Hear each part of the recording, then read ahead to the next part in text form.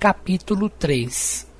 Bem, eu tenho centenas de perguntas, milhares, milhões, e o problema é que às vezes não sei por onde começar. Apenas faça uma lista das perguntas e comece por alguma delas. Agora vá em frente. Faça uma lista das que lhe ocorrem. Algumas parecerão muito simples e bobas. Pare de fazer julgamentos contra si mesmo. Apenas faça a lista. Primeira. Quando a minha vida finalmente vai melhorar?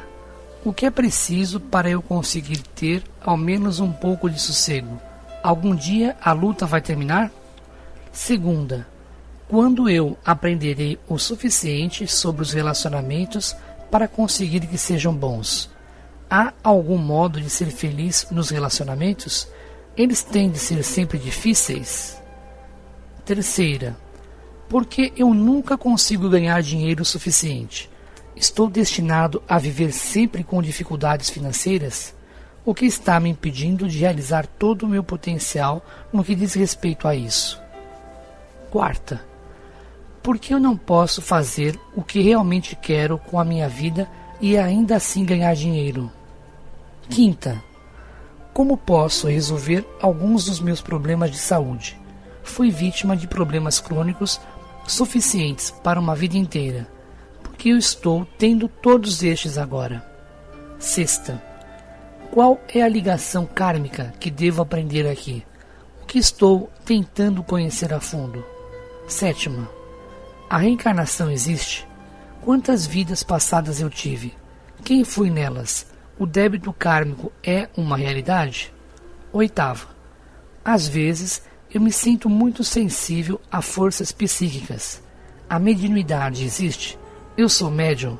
As pessoas que afirmam ser médiums estão fazendo um pacto com o demônio? Nona. É certo receber dinheiro para praticar o bem? Se eu escolher realizar um trabalho de cura no mundo, o trabalho de Deus, posso realizá-lo e também ficar em boa situação financeira? Ou as duas dádivas são incompatíveis? Décima. O sexo é permitido? Qual é a verdadeira história por trás dessa experiência humana? O sexo é apenas para a procriação, como dizem algumas religiões? A santidade e a iluminação são conseguidas através da negação ou transmutação da energia sexual? É certo ter sexo sem amor? Apenas a sensação física é um motivo válido? 11ª. Por que o Senhor tornou o sexo uma experiência humana tão boa, surpreendente e intensa, se todos nós devemos evitá-la o máximo possível? Eu não compreendo. E por que todas as coisas boas são imorais, ilegais ou engordam? 12ª. A vida em outros planetas? Temos sido visitados por esses seres? Estamos sendo observados agora? Enquanto vivermos, teremos provas definitivas e incontestáveis da vida extraterrestre? Cada forma de vida tem o seu próprio Deus? O Senhor é o Deus de tudo? 13ª. A utopia algum dia será possível no planeta Terra? Deus mostrará a si mesmo as pessoas da Terra, como prometeu? Haverá uma segunda vinda? Haverá um fim do mundo? Ou um apocalipse, como foi profetizado na Bíblia?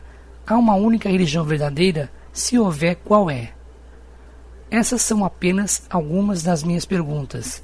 Como já disse, tenho muitas mais. Algumas me deixam sem jeito, porque parecem muito bobas. Mas, por favor, responda-as, uma de cada vez, e vamos conversar sobre elas.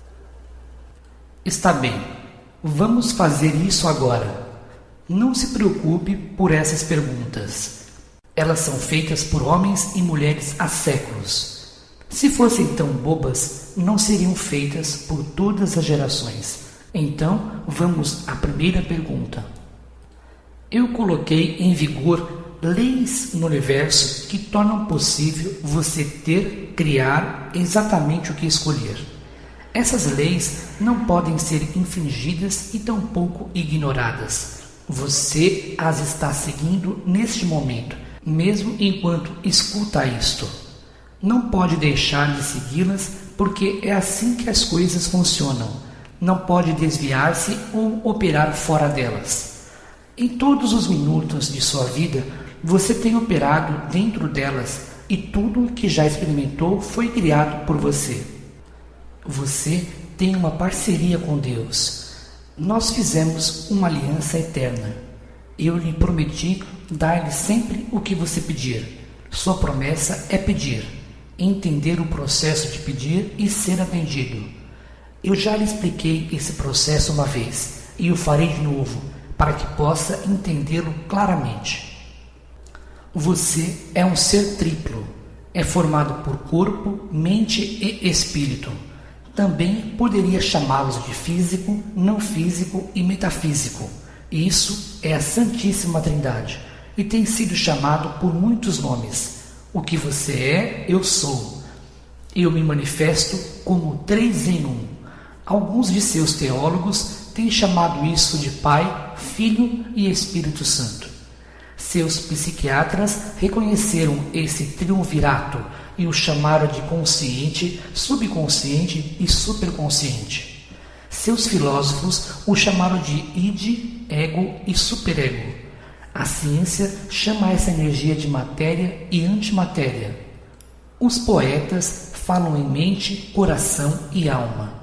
Os pensadores da nova era se referem a corpo, mente e espírito. Seu tempo é dividido em passado, presente e futuro. Isso não poderia ser o mesmo que subconsciente, consciente e superconsciente? O espaço é igualmente dividido em 3, aqui, lá e o espaço no meio.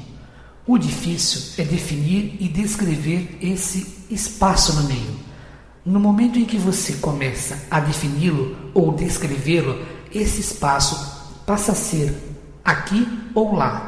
Contudo, sabemos da existência do espaço no meio. É o que mantém o aqui e o lá no lugar, como o eterno agora mantém o antes e o depois no lugar. Esses 3 aspectos seus, na verdade, são 3 energias. Você poderia chamá-las de pensamento, palavra e ação. Todos os 3 juntos produzem um resultado, que em sua língua e interpretação é chamado de um sentimento ou uma experiência. Sua alma, subconsciente, id, espírito, passado, etc., é a soma total de todos os sentimentos que você já teve. Criou sua consciência de que algum deles é chamada de memória. Quando você tem uma memória, é dito que se lembra, isso é, torna a reunir as partes. Quando você reunir todas as suas partes, terá se lembrado de quem realmente é. O processo de criação começa com o pensamento, uma ideia, um conceito, uma visualização. Tudo que você vê foi um dia a ideia de alguém. Não existe coisa alguma em seu mundo que não tenha primeiro existido como puro pensamento. Isso também é verdadeiro no que diz respeito ao universo. O pensamento é o primeiro passo da criação. Depois vem a palavra. Tudo que você diz é um pensamento que foi manifestado. É criativo e espalha energia criativa no universo. As palavras são mais dinâmicas. Alguns poderiam dizer mais criativas do que o pensamento, porque são um nível de vibração diferente do pensamento. Atingem, mudam e afetam o universo com um maior impacto. As palavras são o segundo passo da criação. O terceiro é a ação. Ações são palavras em movimento. Palavras são pensamentos manifestados. Pensamentos são ideias formadas. Ideias são energias reunidas. Energias são forças liberadas. Forças são elementos existentes. Elementos são partículas de Deus, a essência de tudo. O começo é Deus, o fim é a ação. A ação é Deus criando ou Deus experimentando. Seu pensamento em relação a si mesmo é que não é suficientemente bom, admirável ou puro para ser uma parte de Deus, ter uma parceria com Ele. Você negou durante tanto tempo quem é que acabou se esquecendo. Isso não ocorreu por acaso. Tudo é parte do plano divino, porque você não poderia afirmar, criar e experimentar quem é se já o fosse. Primeiro era preciso renunciar à sua ligação comigo, negá-la, esquecê-la, para experimentá-la plenamente, criando-a inteiramente, fazendo-a surgir. Porque o seu maior desejo e o meu era que você experimentasse a si mesmo como a parte de mim que é. Portanto, está passando pelo processo de experimentar-se, recriando-se em todos os momentos, como eu estou através de você. Está percebendo qual é a parceria? Entende as suas implicações? Essa é uma colaboração sagrada, de fato, uma comunhão sagrada. Sua vida vai melhorar quando você escolher que seja assim. Ainda não escolheu isso. Procrastinou e protestou. Agora é hora de reconhecer e produzir o que lhe foi prometido. Para isso, deve acreditar na promessa e viver de acordo com ela. Viver de acordo com a promessa de Deus. A promessa de Deus é que você é seu filho, seu produto, sua imagem, seu igual.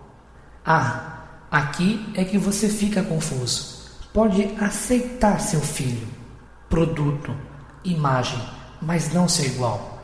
Isso é bom demais. Muita pretensão, muita responsabilidade. Porque se é igual a Deus, isso significa que nada pode ser feito para você e que todas as situações são criadas por você. Não há mais vítimas e nem vilões. Só podem haver resultados de seu pensamento em relação a alguma coisa. Eu lhe digo que tudo que você vê em seu mundo é o resultado de sua ideia em relação a ele. Você quer que a sua vida realmente melhore? Então mude a sua ideia em relação a ela e a você. Pense, fale e haja como o Deus que você é.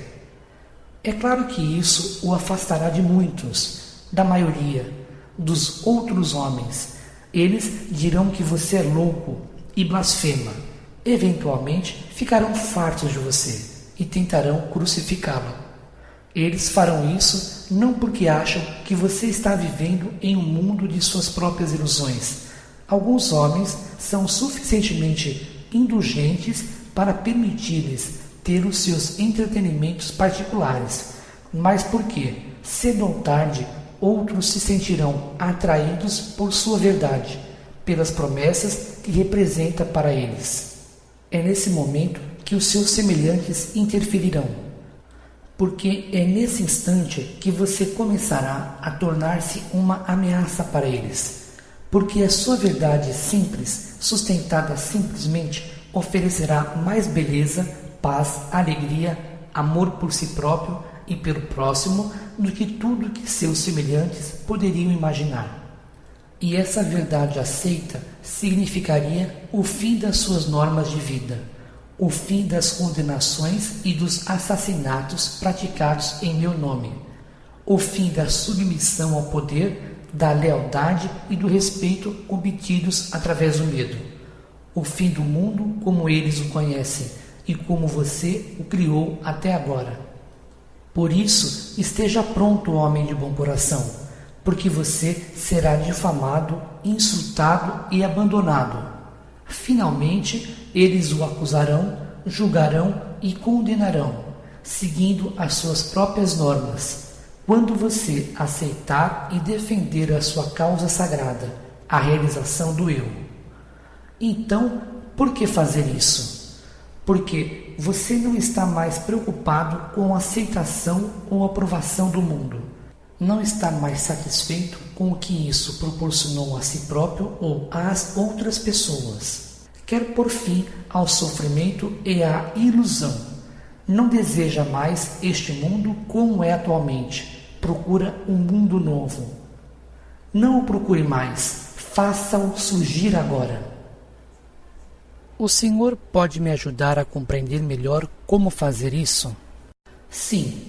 Primeiro se concentre em seu pensamento mais elevado em relação a si mesmo. Imagine quem seria se vivesse de acordo com esse pensamento todos os dias. O que pensaria, faria e diria, e como reagiria ao que as outras pessoas fariam e diriam. Você vê alguma diferença entre essa projeção e o que pensa, faz e diz atualmente? Sim, vejo muita diferença.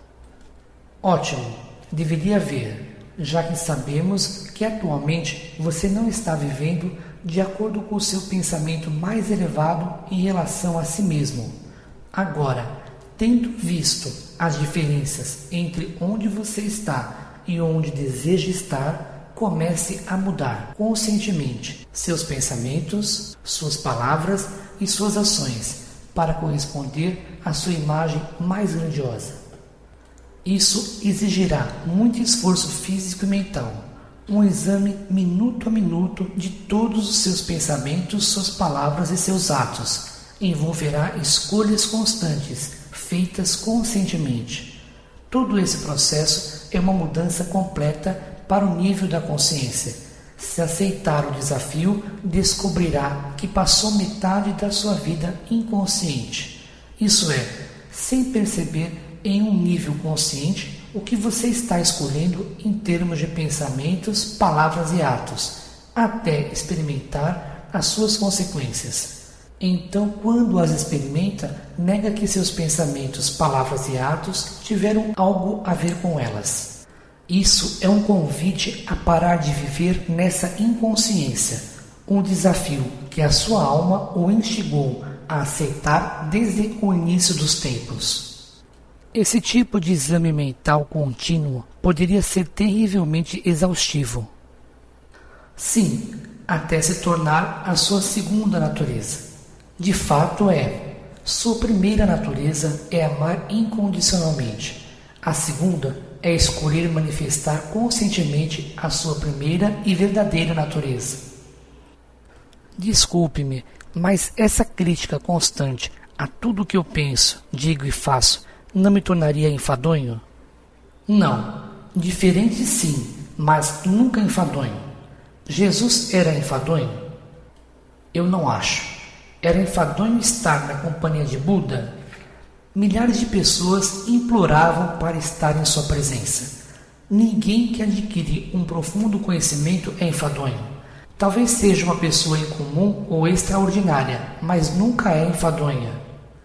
Então, você quer que a sua vida melhore? Comece imediatamente a imaginá-la do modo que quer que seja e assimile essa ideia. Examine todos os pensamentos, palavras e atos que não condizem com ela e rejeite-os. Quando você tiver um pensamento que não condiz com a sua visão mais elevada, troque-o imediatamente por outro. Quando fizer algo que não corresponde à sua melhor intenção, decida que é a última vez que o fará. E se puder, retifique o seu erro com quem quer que tenha sido envolvido. Eu já ouvi isso antes, mas nunca levei a sério, porque parece muito falso. Quero dizer, se você está muito doente ou pobre como um mendigo, não tende a admitir isso. Se está extremamente perturbado, não deve demonstrá-lo.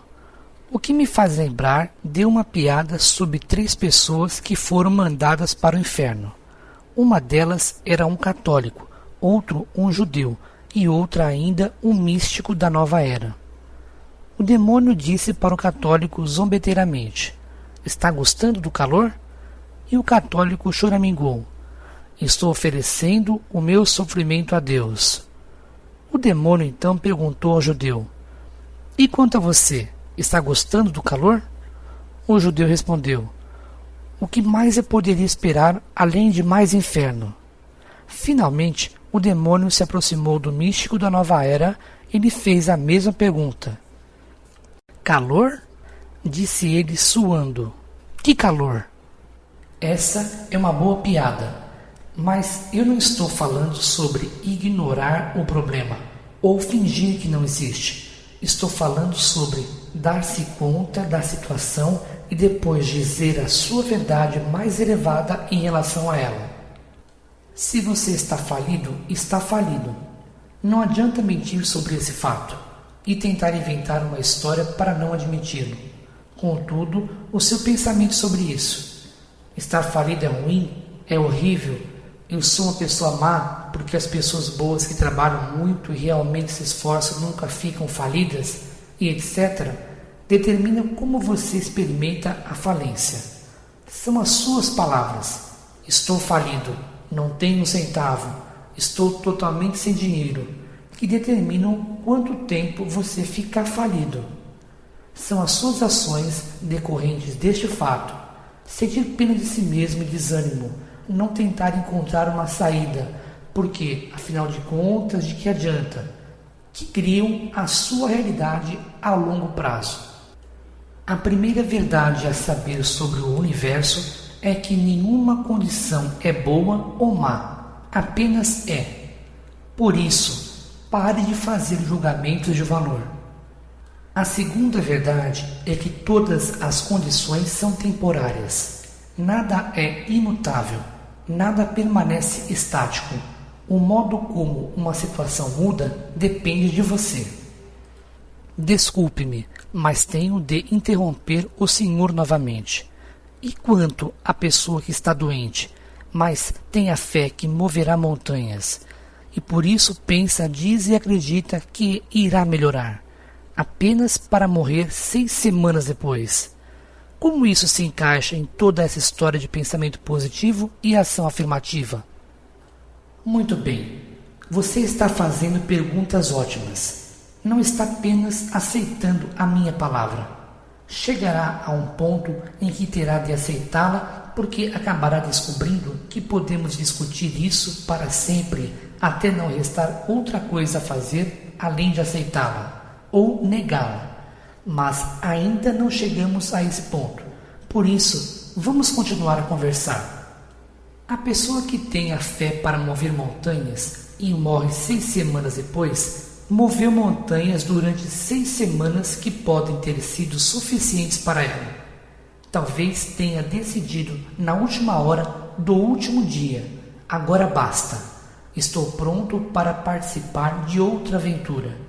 Talvez você não tenha tido conhecimento dessa decisão, porque essa pessoa pode não ter lhe contado. A verdade é que pode tê-la tomado um pouco antes, dias, semanas antes, e não ter contado a você ou a ninguém. Você criou uma sociedade em que não é muito bem aceito o desejo de morrer. Não é bem aceito conformar-se com a morte. Como você não deseja morrer, não pode imaginar que alguém o deseje, não importa quais sejam as circunstâncias. Mas há muitas situações em que a morte é preferível à vida, e eu sei que você pode imaginar quais são se refletir um pouco. Porém, essas verdades não lhe ocorrem, não são tão evidentes por si mesmas, quando você está olhando no rosto de alguém que está escolhendo morrer. E a pessoa moribunda sabe disso. Na privacidade do seu quarto, pode sentir o nível de aceitação no que diz respeito à sua decisão. Você já se deu conta de quantas pessoas esperam o quarto ficar vazio para morrer? Algumas até mesmo têm de dizer a seus entes queridos: agora pode ir, vá comer alguma coisa, ou vá dormir um pouco, estou bem, eu o verei de manhã. E então, quando o fiel guardião deixa o quarto, a alma deixa o corpo do doente. Se essas pessoas dissessem a seus parentes e amigos reunidos: eu só quero morrer, estes responderiam: ah, você não quer realmente dizer isso. Pare de falar assim, aguente firme, ou, por favor, não me deixe. Todos os profissionais da área de saúde são treinados para manter as pessoas vivas, em vez de confortáveis para morrerem com dignidade. Para um médico, ou uma enfermeira, a morte é um fracasso. Para um amigo ou parente, é um desastre. Apenas para a alma é um alívio, uma libertação. Sua maior dádiva para os moribundos é deixá-los morrer em paz. Não achar que eles devem aguentar firme, continuar a sofrer ou preocupar-se com você nessa passagem tão crucial em suas vidas.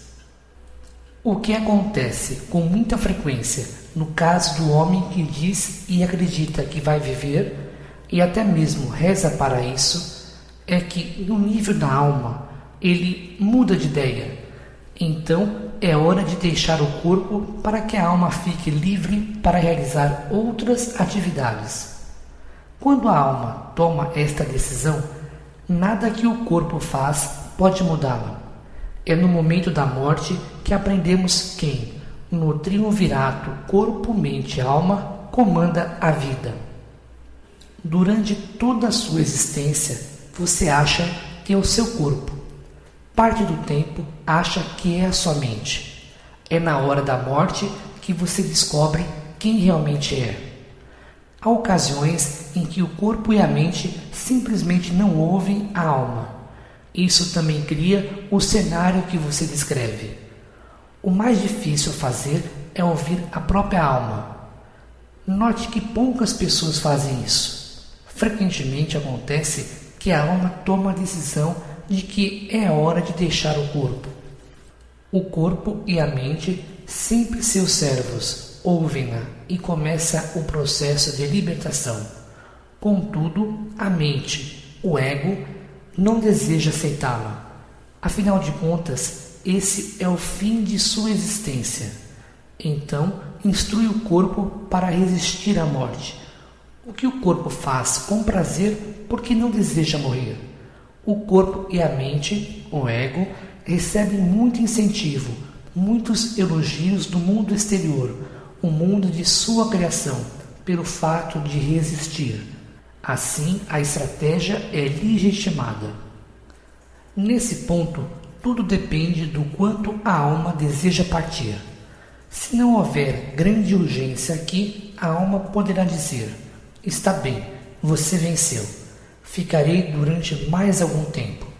Mas se estiver muito claro para a alma que ficar não servirá aos seus objetivos mais elevados, que não há mais como evoluir através do corpo, ela o deixará, e nada irá impedi-la, ou deverá tentar impedi-la. Está muito claro para a alma que o seu único objetivo é a evolução. Não está preocupada com os efeitos do corpo, ou o desenvolvimento da mente. Nada disso faz sentido para ela. Também está claro para a alma que deixar o corpo não é uma grande tragédia. De muitos modos, a tragédia é permanecer nele. Então, você tem de compreender que a alma vê a morte de uma maneira diferente. É claro que também vê a vida de uma maneira diferente. E esta é a fonte de grande parte da frustração e ansiedade que as pessoas sentem na vida. A frustração e a ansiedade surgem quando elas não ouvem as suas almas. Como posso ouvir melhor a minha alma? Se a alma é realmente o chefe, como posso ter certeza de que receberei os memorandos do seu escritório? A primeira coisa que você poderia fazer é entender claramente o que a alma está buscando e parar de julgá-la. Eu julgo a minha própria alma? Constantemente. Eu acabei de lhe mostrar como você julga a si mesmo por querer morrer e também por querer viver, realmente viver. Julga a si mesmo por querer rir, chorar, ganhar, perder e especialmente experimentar felicidade e amor. Eu faço isso? Você tirou de algum lugar a ideia de que se negar à felicidade e não celebrar a vida é devoção a Deus. Diz a si mesmo que a negação é uma virtude. Está dizendo que isso é mal? Não é bom nem mal, é simplesmente negação. Se você se sente bem depois de negar a si mesmo, então em seu mundo isso é bom. Se você se sente mal, então é mal. Na maioria das vezes, você não consegue chegar a uma conclusão. Nega-se alguma coisa porque diz a si mesmo que deve negá-la. Então, diz que foi bom tê-la negado, mas não sabe por que não se sente bem. Por esse motivo, a primeira atitude é parar de julgar a si mesmo. Descubra qual é o desejo de sua alma e realize-o. Faça o que a sua alma quer. O que a alma busca é o sentimento mais nobre de amor que você possa imaginar. Esse é o seu desejo, o seu objetivo. A alma busca o sentimento, não o conhecimento, que ela já tem, mas o conhecimento é conceitual. O sentimento é empírico. A alma quer sentir a si mesma e, portanto, conhecer-se em sua própria experiência. O sentimento mais nobre é a experiência de união com tudo que é. É o sentimento do amor perfeito. O amor perfeito é para o sentimento o que o branco perfeito é para a cor. Muitos acham que o branco é a ausência de cor, mas não é. O branco é a combinação de todas as cores que existem. Da mesma forma, o amor não é a ausência de uma emoção. Raiva, luxúria, inveja, cobiça. É a soma de todos os sentimentos que existem. O amor é tudo. Sendo assim, para a alma experimentar o amor perfeito, deve experimentar todos os sentimentos humanos. Como algo que eu não compreendo pode despertar a minha compaixão? Como algo que eu nunca experimentei pode merecer o meu perdão? Então, nós dois percebemos a simplicidade e a magnitude da jornada da alma. Finalmente compreendemos o seu objetivo. O objetivo da alma humana é experimentar tudo isso, para poder ser tudo. Como é possível ser superior sem nunca ter sido inferior? Esquerda sem nunca ter sido direita? Sensível sem nunca ter sido insensível? Boa, se isso nega o mal. Obviamente, a alma não pode escolher ser alguma coisa se não há o que escolher. Para a alma experimentar a sua grandeza, deve saber o que é grandeza. Não pode saber o que é se só há grandeza. E então a alma percebe que a grandeza existe apenas no espaço do que não é grandioso. Por isso, nunca condena o que não é grandioso, mas o bendiz, vendo nisso uma parte de si mesma que deve existir para que outra parte possa manifestar-se. É claro que a função da alma é fazê-lo escolher a grandeza, o melhor de quem você é, sem condenar o que não escolhe. Essa é uma tarefa difícil, que se prolonga por muitas vidas, porque você tende a julgar, a considerar uma atitude certa ou errada, ou insuficiente, em vez de bem dizer o que não escolhe.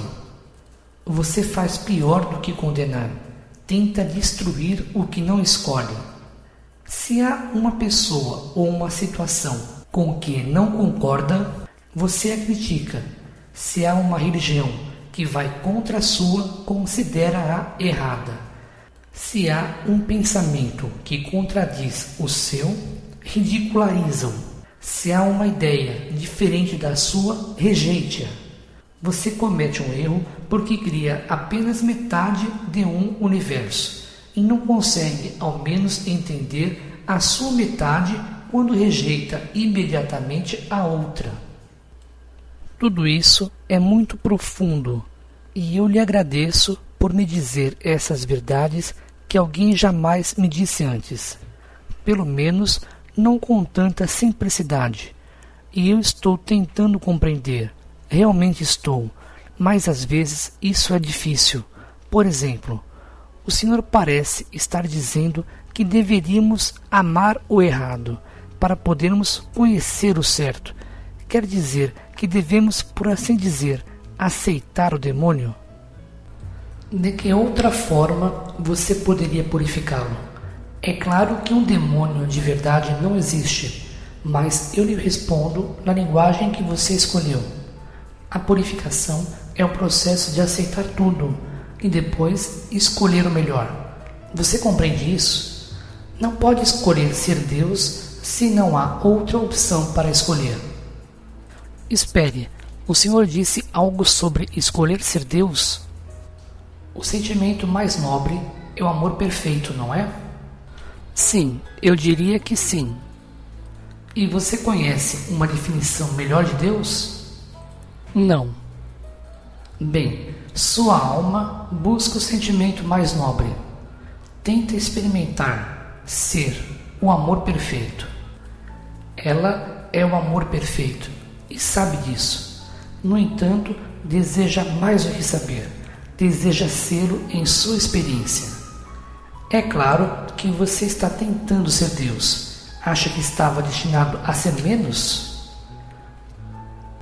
Eu não sei. Não tenho certeza. Acho que nunca pensei dessa forma. Isso parece ser uma blasfêmia.